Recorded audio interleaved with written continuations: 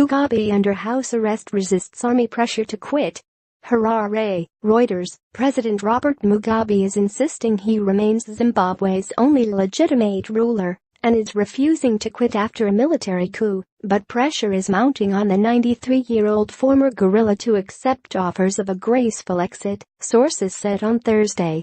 A political source who spoke to senior allies holed up with Mugabe and his wife, Grace, in his lavish blue-roof Harare compound said Mugabe had no plans to resign voluntarily ahead of elections scheduled for next year. It's a sort of standoff, a stalemate, the source said. They are insisting the president must finish his term. The army's takeover signaled the collapse in less than 36 hours of the security, intelligence and patronage networks that sustained Mugabe through 37 years in power and built him into the grand old man of African politics.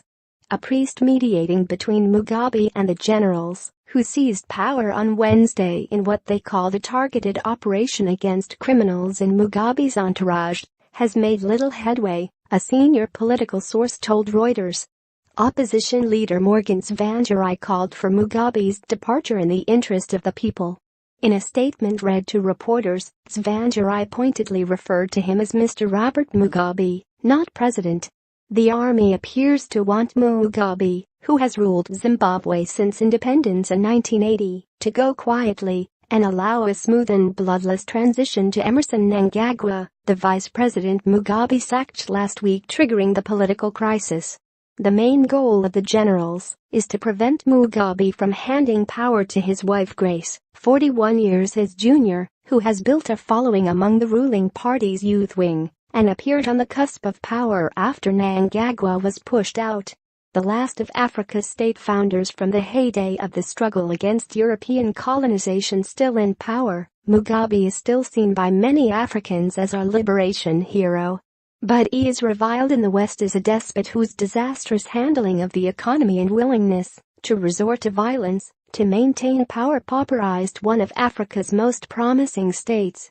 Once a regional breadbasket, Zimbabwe saw its economy collapse in the wake of the seizure of white-owned farms in the early 2000s, followed by runaway money printing that catapulted inflation to 500 billion % in 2008.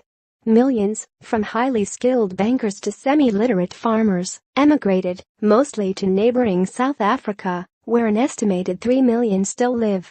After a brief revival under a 2009-13 power-sharing government, when Mugabe was forced to work with the opposition, the economy has once again cratered, with dollar scarce, inflation surging, imports running out and queues outside banks.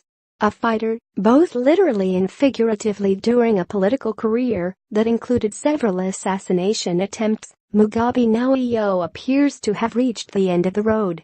With the army camped on his front door and the police, once seen as a bastion of support, showing no signs of resistance, force is not an option. Similarly, he has no popular backing in Harare, where he is widely loathed, and his influence in the ruling ZANU-PF party is evaporating. ZANU-PF youth leader Kudzai Chipanga, a vocal Mugabe supporter, publicly apologized for opposing the army after being marched by soldiers into the state television headquarters to read out a statement, sources at the broadcaster said.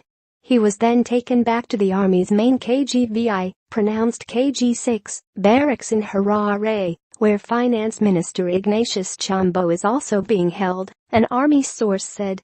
Video footage obtained by Reuters from the houses of two key allies of Grace Mugabe, cabinet ministers Jonathan Moyo and Xavier Kasukuwere, indicated that the army was also prepared to use force if necessary. Moyo's front door was blown open with explosives, scattering glass across the entrance hall, while the inside walls of Kasukuwere's house were pocked with bullet holes. The pair managed to escape on the evening of the coup and make it to Mugabe's compound, where they remain under effective house arrest, one political source said. Zimbabwean intelligence reports seen by Reuters suggest Mugabe's exit was in the planning for more than a year. Mnangagwa, a former security chief and lifelong Mugabe confidant known as the Crocodile, is the key player. According to the files and political sources in Zimbabwe and South Africa, once Mugabe's resignation is secured, Mnangagwa would take over as president of an interim unity government that will seek to stabilize the imploding economy. Fueling speculation that this plan might be rolling into action, 65-year-old Tsvangirai, who has been receiving cancer treatment in